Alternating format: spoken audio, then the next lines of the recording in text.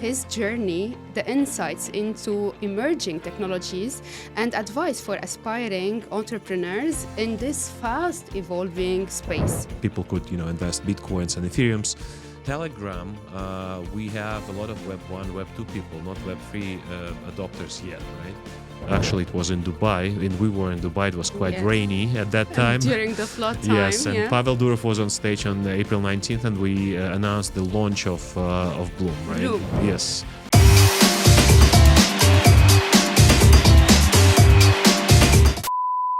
Hello guys, welcome back to a new episode of this podcast brought to you by CoinGape TV. I'm your host, Solange Arrasi, and I'm excited to welcome Vladimir Smerkis to this show, to this podcast. Welcome, Vladimir. Thank you. Very excited to have you with us in this episode where we will talk a lot about things related to cryptocurrency, Web3, and blockchain. First, let me introduce you to the audience. Vladimir is a renowned entrepreneur and digital strategist known for his groundbreaking work in the blockchain space and his contribution to the digital marketing.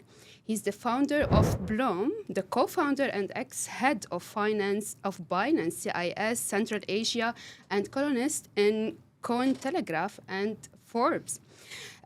He has also been at the forefront of innovations in the crypto world, helping bridge the gap between traditional finance and blockchain technology. Vladimir also brings a wealth of experience in business development, having held leadership roles in major digital companies. I'll be discussing with him his journey, the insights into emerging technologies, and advice for aspiring entrepreneurs in this fast evolving space. Welcome to the show again. Thank you for giving me this exclusive interview to CoinGape TV. Pleasure to be here. here. How are you today? Very good, very good. Interesting story behind your current role and where do you stand currently. So take me through this inspiring story and what brought you here. Well, actually, I've been in digital space for quite a long time. I have been working for one of the leading CIS internet companies, like big holdings, which does games, email services, and social networks, and so on. And then I was inspired by the crypto world since 2016, when I started to be the entrepreneur and build some companies such as the Token Fund, which was one of the first tokenized funds in the crypto space, where people could invest Bitcoins and Ethereums, and it could be managed. And we gave away the tokens as a pie piece of the fund, right? And then I was really inspired and did a couple of projects on my own. Then in 2021, I joined Binance because Binance is the huge organization and I think the biggest exchange in the world, holding over 50% of the trading volume overall in the world. So I was leading CIS countries in Central Asia.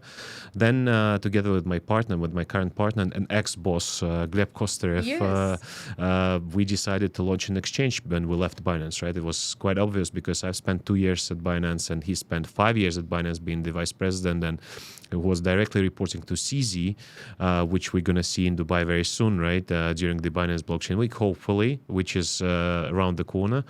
And we started to think what exchange should we build, right? Because centralized exchanges are quite competitive projects to be built, right? Because we have Binance, we have OKX, we have Bybit, many others, BitGet, and et cetera, right? And then by the end of 2023, we saw that Telegram started to evolve, right? There was a lot of new projects coming into the space, and especially Notcoin, which was the leader in the beginning of 2024. Those guys brought in a very short period of time more than 35 million of users into the Telegram mini apps, right? And I thought that's huge potential for an exchange to be, right? And of course, at that time, we did not manage for a couple of months to build an exchange. So we decided to start with the people onboarding procedures, build the very basic MVP where people could farm points, where can they invite friends, where can they play very simple games inside, right? And since April 2024, Actually, it was in Dubai, and we were in Dubai. It was quite Yes. rainy at that time. During the flood time. Yes, and yeah. Pavel Durov was on stage on April 19th, and we announced the launch of Blum, right? Blum. Yes. And since then, we managed to gather more than 83 million people inside the mini app, which is quite amazing because in the January of 2024, Yeah. this year, we thought that 100,000 people would be an amazing results. And now we have 83 million of people, which is good and bad on, this, on the Yeah. other side. It's growing very fast. To be honest, like in 2021, or you left, you and your partner. We left Binance. Binance, yeah, you were 2023. 23 from senior positions, and then you started working with Telegram, and then you launched your own project. Yeah. So tell me about this shift from Binance to Blum. You know, What are the challenges? What are the potentials as well that you saw in this new project of your own that you didn't see at Binance? Yeah. So I think Binance taught us very good things, right? Because Binance was always user-focused, right? And I think it's one of the things which brought Binance to the place where they are at now, right? The biggest centralized exchange. So what Binance did back in times, right? Binance now is 6 or 7 years old, right? They launched the customer support in different languages. They were spreading the airdrops to the users and forks of different coins and so on, right? So they thought that it should be user focused, right? And being the crypto enthusiasts ourselves, all the co-founding team, right? We start thinking what was the challenge, right? And what challenge we should address exactly. And the challenge is that crypto space is quite difficult to enter for the newbies, right? Because in Telegram we have a lot of Web 1, Web 2 people, not Web 3 adopters yet, right? And to be honest, most of them, and we know that, are trying to get the airdrop, right? They're like airdrop hunters, and they're very disappointed when they get $10 instead of 2,000 as they think they should, right? But I think what happens in Telegram today is this the platform which teaches people how to use blockchain. Because with Notcoin, what they did, and I think it was a great thing, right? They actually let people tap and earn some points, and then they had to switch it to the NFT certificates, right? So a lot of millions of people first time in their lives experience to having an NFT, right? And then the wallet, and then the account with a centralized exchange, and then their first trade, right? So for us, what challenge we are actually addressing and targeting to solve is that with the centralized exchanges, it's relatively hard for people to deal with, right? They need to have the gas for commissions to get the token on the chain where this token is, right? On the centralized exchanges, they don't actually get hold of their own assets, right? Because the custodians of the money, the centralized exchanges they hold the money of the users, right? So we decided to build a very easy to use trading app, and we're on the way to do so. So the first product, which is going to be about trading, and we thought that's a great place for big adoption, is the meme pad, right? The meme pad is because we're all living in the attention economy, right, world. So people putting their attention into the watching TV or communicating their social networks or trading, right, or going to the gyms, right, whatever. Like, it's your attention, your time, and then they get to be paid for this with the assets, with the tokens, etc. That's why they're going to be motivated, and that's how they're going to learn this. And from our side, we need to convert as much people as possible from those 83 million who is registered into the real traders, right? And that's what we're trying to achieve. So the first easy-to-use product is going to be the meme pad, where everyone can launch their token within like 10, 20 seconds. Then there's going to be the trading bot, where people can buy any token on the market and easily convert it from one to another, no matter what the chain is. And that's what we're trying to build here. Fantastic. Vladimir, I'm very happy today. You are an expert in this world. We at CoinGape TV, we try to educate people about this new ecosystem. A lot of people confuse between the Web3 and the cryptocurrency. Yeah. Would you please tell us the difference between both, to all the beginners, to all the new people who's watching us interested in this world? What's the difference? I don't want to sound very loud, but Web3 is the way of thinking, right? Okay, to understand Web3, we need to go through Web1 and Web2, right? So Web1 is the internet of as a library, right? As a knowledge base. For example, you could go to the internet and read something. For example, get the address of the restaurant or read the online book, right? That was the Web1 space back then. Exactly, and just reading without the way to communicate it freely with the internet, right? So Web2 is the world of like social networks where you can communicate. You can put a like on the picture. You can upload your own content. It's YouTube kind of a thing. It's a Web2 kind of a game, right? And Web3 is bringing one important difference, right? It is where you actually can own something on the internet, because to be honest, all of us have assets on the internet which are quite important for us. For example, our WhatsApp account or Telegram account or music library at iTunes library or a Spotify account, right? We did pay a lot of time, attention to collecting this, and if we lose it, we're going to be disappointed, right? For example, we can take the KOLs and the influencers. They have like millions of followers, and this is the very expensive asset for them, right? Yeah, it's very valuable for them. Like, I mean, they worked a lot to build on it and to have exactly. these numbers. So if like Justin Bieber or Christina Aguilera, for example, will lose their YouTube accounts or their accounts on the Apple Music, right? They're going to lose a lot of money. So it's a valuable asset. So Web3 brings the ownership of those assets, right? And the cryptocurrency is one of the types of how we can own something, right? So the tokens might be the gaming tokens. It can be the Bitcoin, which we call the new gold, right? Because there is a limited amount of supply of Bitcoin, right? Et cetera, et cetera. For example, some gaming assets also, and NFT can be the piece of ownership, right? And NFT can be not only the cool picture which you buy for $100 and then sell for $2,000. NFT can be your diploma in the university, and there's a lot of companies and a lot of universities actually launching diplomas as NFTs, right? So Web3, to be very clear and easy to understand for the new people and for the audience, is the internet where people can own their identity, their assets, property rights, IP rights, etc. Yeah. Interesting. So for the traditional financial, when we ask traditional financial advisors, they often point to the best ROI and to invest in bonds, in real estate, in gold. But until now, like in 2024, cryptocurrency is not amongst not even the top 5 way of investing and gaining money and making profit out of it. So, like, how do you see this crypto thing working with the traditional way of investing? And if we will talk like 5 years down the line, how we can educate people, make them more familiar with this word, to have this safety of investing and to be courage enough to put this money into this word and trust that there will be a return on investment. Yeah.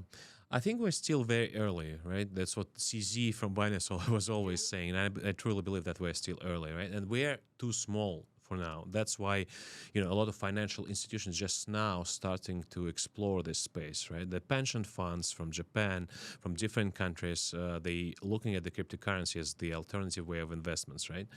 The whole capitalization of the whole crypto market is around like $3 trillion, right? Which is relatively small comparing to all the assets, the economics of the world, right? So it's like the whole capitalization of the cryptocurrency world is equal or similar to the NVIDIA company capitalization, which is uncomparable to the whole economic system in the world, right?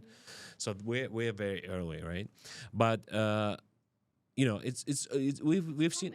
It's coming, yeah, and we've seen it with different things, right? It was the same thing with the internet. It was the same thing with like .com bubble and .com kind of a internet economy as well, right? It was very small. No one noticed it at first. Then someone started to fight with it because there was a danger with this, right? And then it was adopted. So now, in terms of the adoption, we see that like many governments and many countries are accepting Bitcoin as a means of payments. Now we're recording this podcast in Dubai, right? And you can buy the real estate in Dubai. You can pay for some services in Dubai with the cryptocurrencies, which is a good move, right? I'm not talking only about like the small economies and the small countries like El Salvador, right, where you can buy Big Mac or a Starbucks with Bitcoins, and it's a national currency as well. Yeah.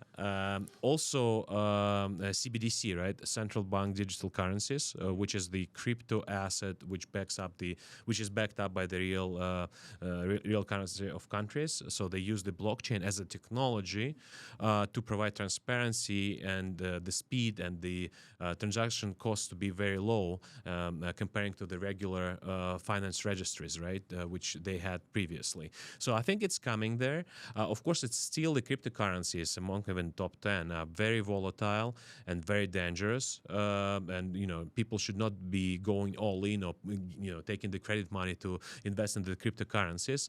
I think like the education, what we are doing right now here as well, is the important step towards the adoption, right? So I think we're going to be there for sure. And this is because a lot of people, investment funds, VCs, etc., are looking for the instruments which can have the high returns and the high risk as well, right? Because in the economy world, in the world, in the current world, you cannot have the high returns without the high risks, right? So it's always the weights, right? So it's always equal. If you want to be sure, if you want to be you can go to the bank, get your 0.5 return a year, and that most probably you're going to be on a safer side than investing in Bitcoin. But you can take a look at the 5 years from now and see what returns Bitcoin brought, right, and the Ethereum brought, right? So it was not bad, right? Don't you think that the profits back in 2020, when people invested in the cryptocurrency, it was same time as COVID, the return on investment was way higher than now as we speak in 2024? Well, actually, it's all been going like cycles, right? And there are cycles. And I think now we're currently in the new cycle, which is supposed to be turning. Crypto is 4 years? Yeah. Around 4 years, yeah. So now we're about in the cycle where things might turn around. Of course, it's not the investment advice, so be very careful when you make your decisions. But what we've seen, it's not the first cycle, right? So it's the third or fourth cycle in a row. So it's better to invest beginning of this cycle or end of this cycle? We don't know where exactly the cycle begins, right? But we now see in October, for example, there have been a lot of movements for the Bitcoins, right? And usually the market behaves like this. So Bitcoin goes up or down a little bit, then it's been followed with the tier 1 altcoins, for example, Ethereum, and then the rest of the altcoin world, of course, also growing, right? That's how it was the previous cycles. And I mean, a lot of people started to disbelieve and started to not believing in cryptocurrencies when the bear cycle came into action, right? A lot of people just erased the Bitcoin entrepreneur, a Bitcoin specialist, or a crypto specialist from their Facebook accounts, etc. Yeah. But for those who was with the market for a long time, who did not want to make just a quick buck, overnight, become a billionaire with this, I think everything goes very, very, very good. Vladimir, let's go back to Blum. Yeah. What's your real mission and vision behind your company, and what problems are you trying to solve in here? I think the mission of the whole crypto world, and it's really similar to our own mission, is to bring a lot of people into the crypto, right, with easy way and safe way to discover and trade and hold cryptocurrencies, right? And do you have any guidance for them? Someone educating them, or of course that's what we are doing. I mean, we are doing what's the mini apps, a lot of mini apps are doing, and I think we're leading this thing, is that they're rewarding people with some points which might become the tokens later on. So people who are the newbies in the world of crypto will start to earn something a little bit, right? But that might be their first cryptocurrencies, right? And by having this, when the conversion from points coins into the tokens happen, right? They might learn to launch the wallet, to save the seed phrase, to do the KYC at some centralized exchanges, and to make their first trades, right? So our mission is to onboard in a very transparent, very easy way a lot of people into the Web3, and that's what we're doing. I think like our results are quite noticeable in terms of the numbers, because from 83 million people, 35 million people already have the wallets, right? It's more than a third of the population of Blum, right? And by this, I think we can bring Telegram's ecosystem where we exist, right? Also a great place for this, because Telegram has nearly a billion people using Telegram as a messenger, right? And they have the nearby standing Ton as the blockchain, which helps to seamlessly, it is seamlessly integrated into the messenger. So you can add, you can have the native wallet there. You can buy with the credit card or via the P2P, you can buy your first crypto. You can transfer to any user, even if he doesn't or she doesn't have the wallet yet. So if I know your Telegram account, I just can simply type your name and send it over, right? So I think the whole ecosystem is designed to onboard a lot of people. And if we just compare it with the, top 30, top 50 Web3 companies, like DeFi companies, we will never see those kind of numbers, right? We've seen like Hamster Combat announcing that they have 300 million wallets. We recently launched together with Notcoin Docs, the meme coin on Ton, right? And it has the most number of holders than any other meme coin in the world, even the old ones, right? Because Telegram lets users quickly get access to this. And also, with the referral systems, for example, if I want to invite you to some game I play on my iPhone, I would need to send you the link via some messenger. It can be Telegram, WhatsApp, or Viber, or whatever, right? Then you will have to go back to the App Store, download this app, and then register there, and then you can become my referral, friend, right? In Telegram, you just send the link to somebody. Shorter, Absolutely, and the conversions are way much bigger. Of course, it's been targeting the global south or the developing markets in developing countries. There are a lot of people from Africa. There are a lot of people from Southeast Asia, both rich countries and not rich countries. But those countries are very, very active, right, in the space. They are very eager to learn the new ways of what financial freedom can bring them, right? And they are more responsive than the people from Europe, let's say, or from the US, for example, which have too much, financial products on their fingertips. A lot of competitions. Yes. Yeah. Speaking about demographics and age group, which age group is more active and more risk taker, let's say it, and put it in this way, and in this world of cryptocurrency and Binance platform, Telegram platform, your platform? Yeah. I would say, specifically say about Telegram mini app space, right, where we exist, and other big projects and small projects exist as well. So it's more of the geographical, as I said, global south, right? So it can be Turkey, India, Africa, CIS, Southeast Asia, of course, right? There are lots of people from those regions, and most of them are Gen Z, right? Gen Z. Yes, and most of those people are 50%, 55%. We did just the survey quite recently, are the newbies into the space. So they are very interested because they're very motivated to learn about it, because they see it as the great next potential. And they heard about it, and previously they did not want to go through the struggles, I would say, of registering decentralized DeFi project wallet or exchange. It was very, very difficult, right? They had to proceed with the KYC again. They had to, buy some gas tokens from somewhere. It was very difficult. So Telegram ecosystem makes it way much easier, for sure. Yeah. We are here in Dubai. We just attended the Blockchain Live event in its 13th edition. How do you see Dubai evolving as a global hub for cryptocurrency and blockchain, especially after the recent regulatory developments? I think it's, first of all, it's very obvious that Dubai becomes the center not only for the financial industry but for the crypto as well, right? So after Blockchain Live, we are like we were speaking at the Blockchain Live event, then we're going to be speaking at the Binance Blockchain Week, which happens within the next week, right? And then there's going to be the main event for Ton, which is called Ton Gateway. Right, so three Back to huge back, events, yeah. three huge events during a very short period of time, right? Again, this year, April Token 2049 was there, right? And again, a lot of leaders of the crypto industry, we know that CZ lives in Dubai, right?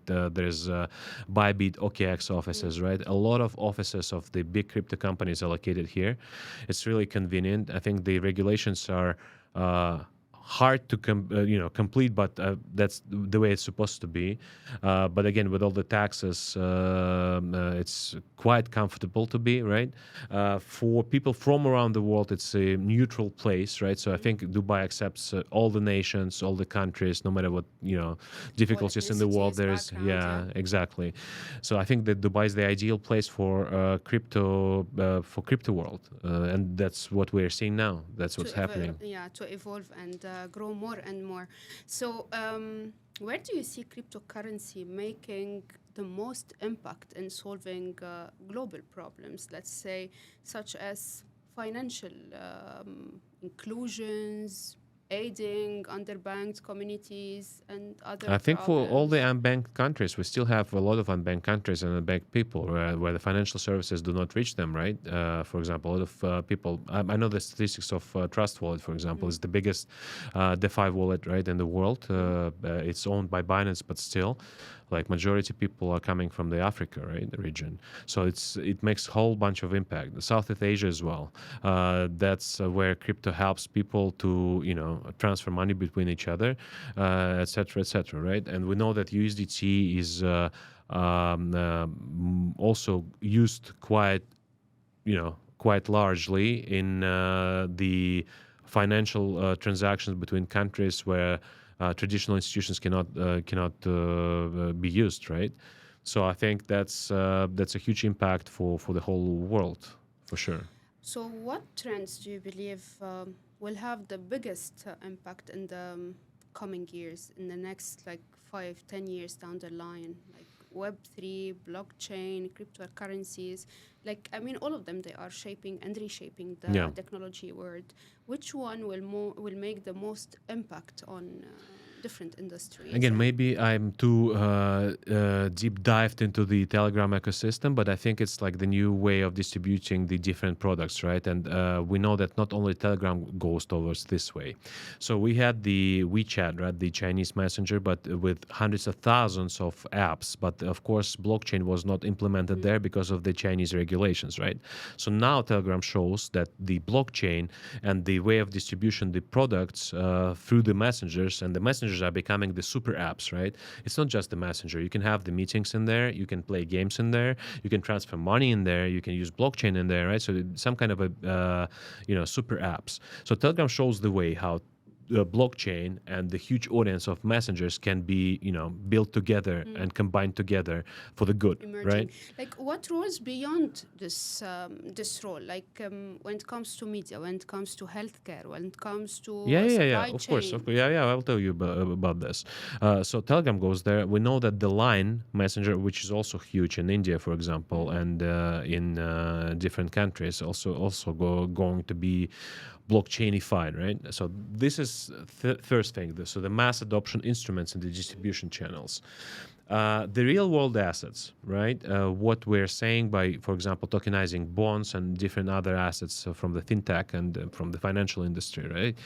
We have not seen yet that it's had made the big impact yet, but I think it's on the way also, right? So for the real world assets such as gold, bonds, whatever, right? You name it, we are waiting for the big things to come. The gaming is the biggest category in apps overall from all the platforms, from the App Store, from the Google Play, etc. Right? We've seen those attempts to be the blockchain games to be in the space with like move to earn kind of a thing with Step and all these things, but now it seems to be forgotten, right? we've seen the metaverses trying to be there, but of course it's also went down.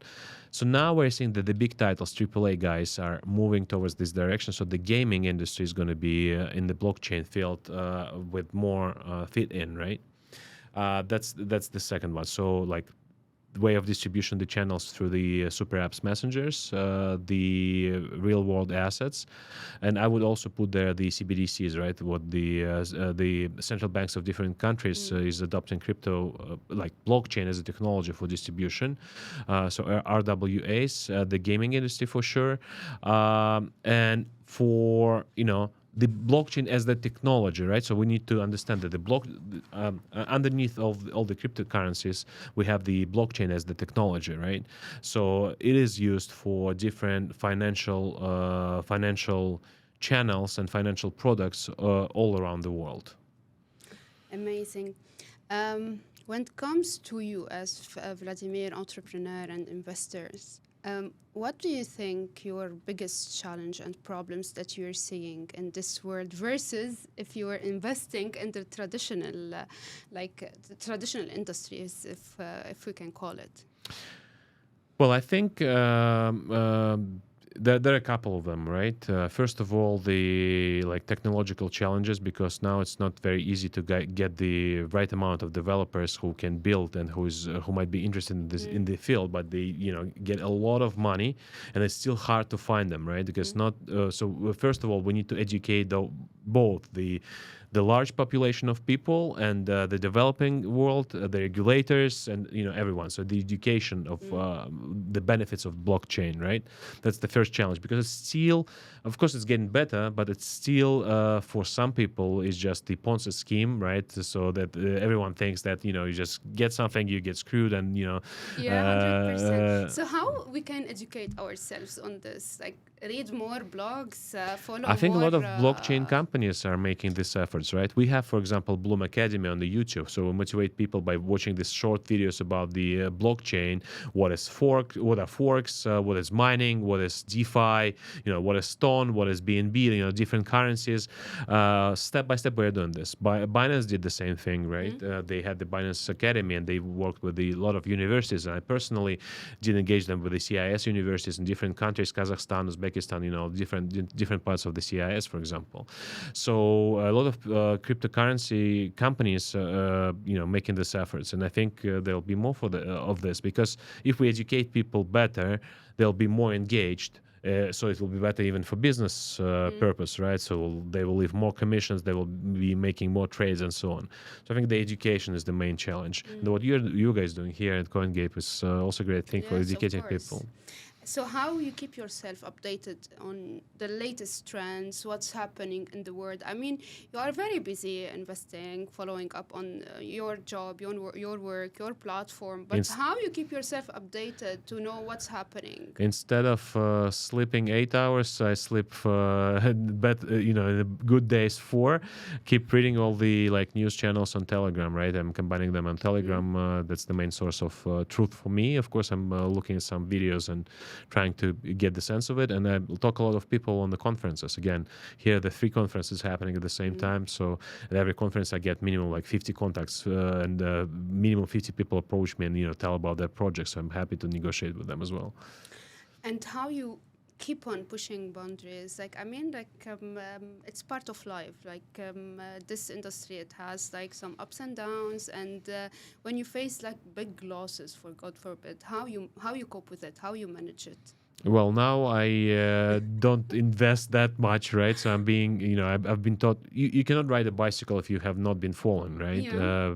I know there's a father of 5 kids, so the same here. I think you need to experiment and you need to learn, and of course you should be very careful with the risks you take, right?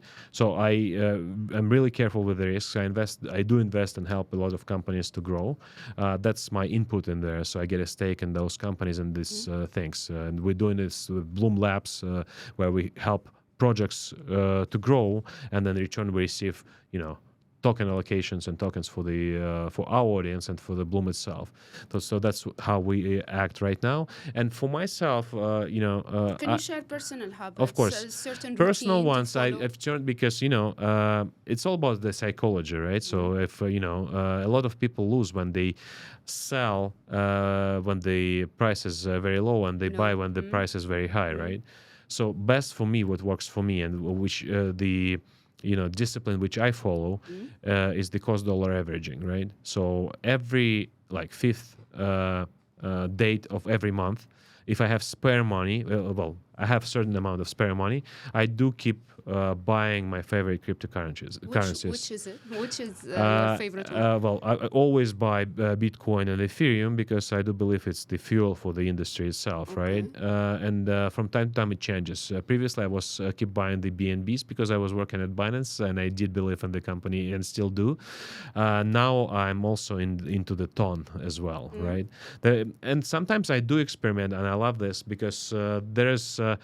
I don't want to compare it with the gambling or the casinos, but with, for example, meme coins, it's a high risk, high reward kind of a thing. So some small portion of my my funds I spend on those very risky assets, right? Because I do want to understand how people feel about them, because we're building a platform for people to create, buy, and sell meme coins as well as the other cryptocurrencies. So I do take the risky part as well, but it's very tiny in my portfolio.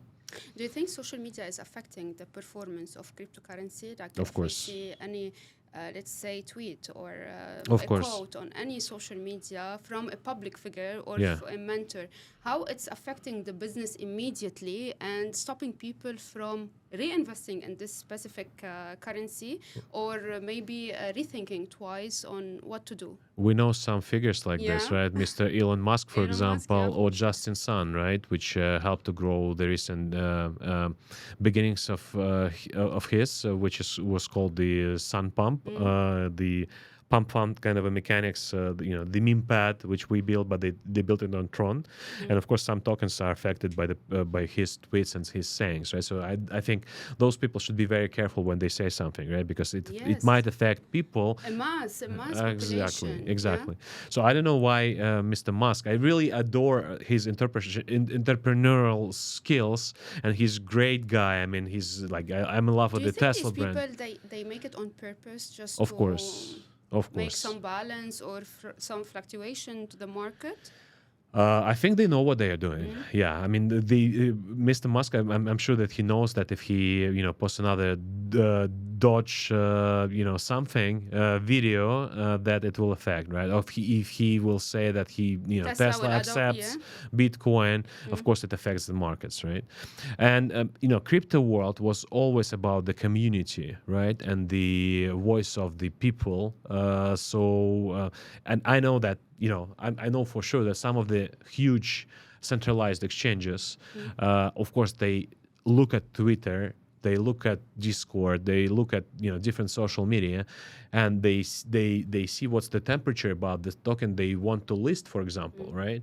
If no one talks about the token on the social media, that wouldn't be a minus for the centralized exchange to get this token listed there, right? Because there should be like buying pressure and there should be Yes. interest from the community. So of course, like community, which includes social media and the media itself, affects the whole market. So it's a big, it's a big thing to work the right way with the community, right? Do you think they are completing each other, like the social media and the cryptocurrency, or they are Of completely course, separate? of course. That's by the way another big thing, social fi. I call it, right. So because we've seen only the D Bank as the big social fi project, we don't see much of them now. I think like more or less what's happening in Telegram we can call a social fi. But yeah, I think it's a great match, and it completes each other for sure. Vladimir, you are a veteran in this industry. Let's So put it this way. I feel myself too old. Yeah. No. I mean, like you've invested in the traditional finance world, and now you're investing in this new world of in this ecosystem.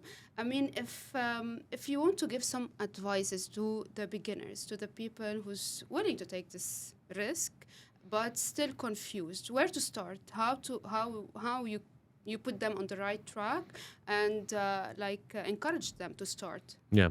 First, you need to use the trusted products, right? I don't know if it's an exchange, go to the big exchange, open the account, try to do the invest very small amount of money which you are ready to lose. So that's the first advice, right? Because a lot of people think that from the second month of their existence in the space that they are professionals because they take the margin trading into the 500x leverage, right? And they lose all the money, right? And this is what happened to me exactly. Exactly, yeah, because you feel yourself very confident, right? So yes. if, for example, if I would win the lottery, I would, when I was 16, would say, right, I would then the next day I would buy 1,000 tickets, right? And most probably I will lose all the money which I spend on the tickets, right? So you should not be, you should not jeopardize. I mean, everything. Just take a part of it. Exactly. Put it in this. Exactly.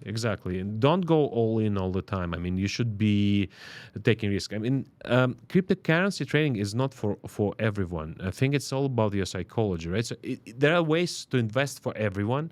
For example, there's some staking, right? So you can buy some USDTs and put them into work with some protocols, trusted protocols, and earn 3, 4, 10, even 10% a year.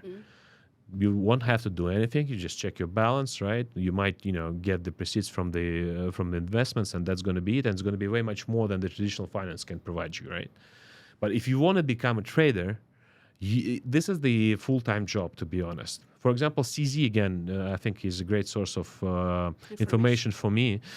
He was against that people were trading who worked for Binance, because he was saying that's not because you might know some internal information or something. This, of course, yes, as well, right? But because it takes all your efforts, and you are very worried if you put $10,000 into some coin, you will not think about work. You will think about what's happening with this coin. It did go down, and you need to immediately sell it. Exactly. That's a full-time job. And you need to be calm, right? You need to understand how low you can go. What's your action plan? And you need to learn how to do this. You can learn it yourself, step by step. It will take time. I've talked to a lot of traders, and some of the traders saying that at least 1 year on the market, you need to spend focusing on the trading to call yourself a junior trader, right? To understand how it works, right? Because there's technical analysis, there are some psychology analysis, there's some cycle analysis, what's going on, right? And there are different ways how you can trade, right? You can be a day trader, you can be a scalper when you take 1,000 operations a day, right? So there are different ways. So you need to learn about it, and this is a full-time job.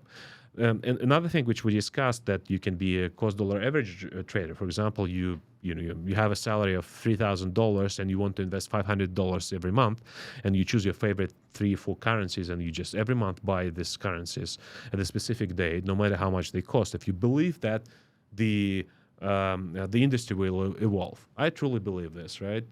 Someone don't. If you don't believe it, if you think it's a short period, kind of a Ponzi scheme, just don't go there. Because I believe that Bitcoin is going to be bigger and bigger, right? Because there's an ending supply of Bitcoins, etc., right? And the rest of the market acts following the Bitcoins, and it might change over time. So I do believe in the industry. That's why I'm doing the CDA, cost dollar averaging, right? So there are different ways for everyone. You should be not in a hurry, because there will always be possibilities where you can earn money, right? We don't know. We've seen the move to earn kind of things. Who was quite early, who got those fancy digital sneakers and was running around the park. Yes. They gained some money. There were the NFT times, right? Someone was buying those JPEGs and GIFs with funny animals, and they made some money out of this. Someone was farming the Telegram mini apps tokens and coins. Unpredictable. Someone went into the meme coins, and there will be possibility to earn money, right? If you want to go into the risky scheme, into the risky assets, right? And you should always know that cryptocurrencies are the risky assets still, right? So there will be no high returns without the high risks, right? So if you want to make 100,000x, then you should be ready to lose everything in 2 minutes if the market goes the wrong direction from your bet, right? I mean, the most important thing to have a strategy, like any other business, to have a strategy, to be consistent in following up on what's happening, to educate yourself on And it's the hard. latest trends, on the terminologies, on the things related to this world, and then to take the risk. If you want to win big, you have to lose. And it's really hard for a lot of people, right? When your $10,000 or $1,000 become... This is all what you have, and you're taking the whole risk, and then you lose it. It's and then you sell it when it's, when it's very low, right? And it's even worse than the next day. If you would not sell it then, it would cost you like 2x from your initial deposit, right? So you need to be careful and do not to be in a rush for investments. First, learn with the small amounts, be consistent, and then you can, go further. In the past 2 days in the blockchain live, I was hearing this specific word, predictions. Is there any specific predictions when it comes to cryptocurrency and fluctuation in the market, other than the cycle of 5 years? Well, I would, I've been in the market for 8 years now, and I've seen different predictions, right? In 2017, when Bitcoin went from $900 in the beginning of the year to $20,000 by the December 2017, there were a lot of predictions that Bitcoin the next year going to be costing more than 100,000, right? From the very well-known financial institutions, right? Not from just the KOLs or bloggers from the Telegram or from Twitter, right? And then the next year, Bitcoin costed $3,000 from 20. So predictions are really not the best way to manage your expectations from the market. Of course, I'm thinking that there's a lot of possibilities for the market to grow, and of course we should be seeing the all-time high for Bitcoin within the next year, right? End of 2024, beginning of 2025. There should be like this. But of course, market can go wrong, right? And it cannot be treated as the financial recommendations, right?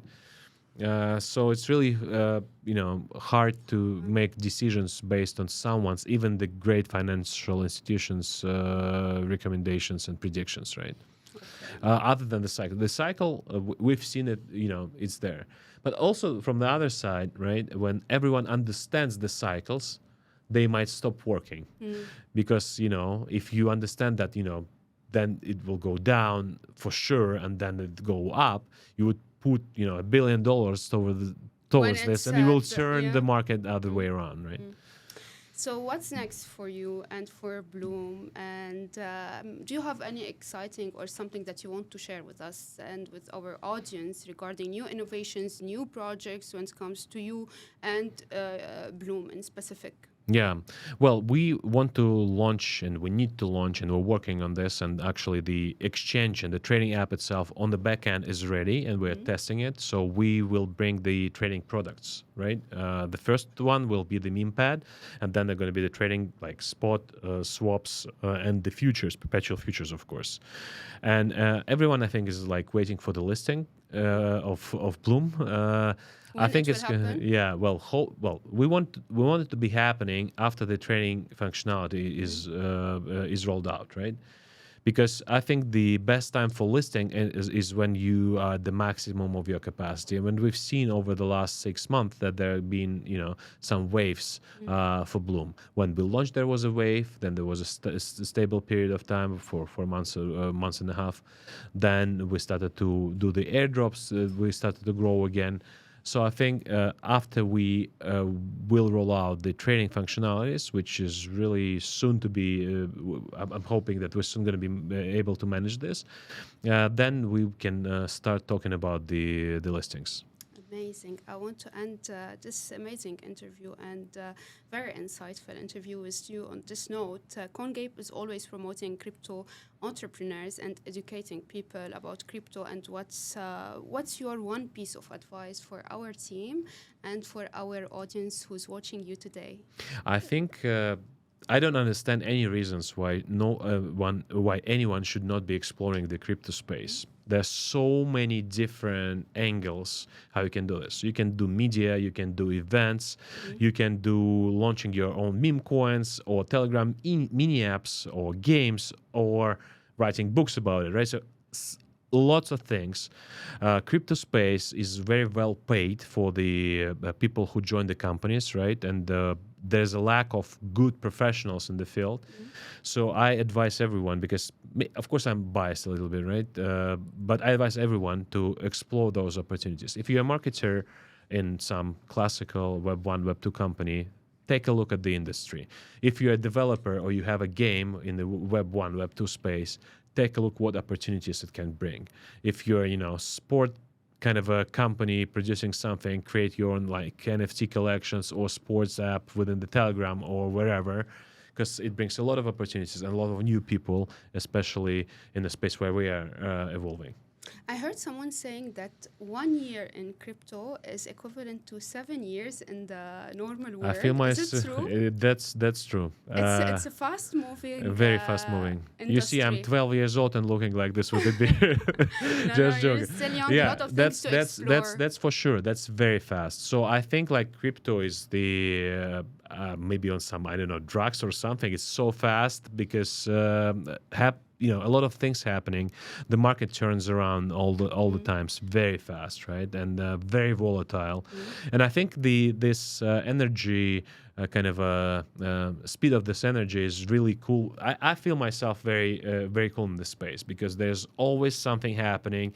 It's never gets boring, and there's a lot of opportunities all the time. So you meet a lot of new people and you want to launch something new, make your product better and better all the time, right? So that's what I love about the industry. It's never boring. It's very speedy, and it's very, very, very cool.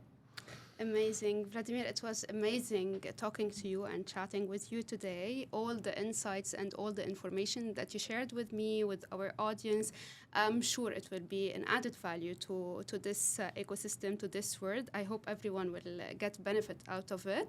It was great talking to you, and hope we'll see you soon. Thank you so much. It was my pleasure. Thank you.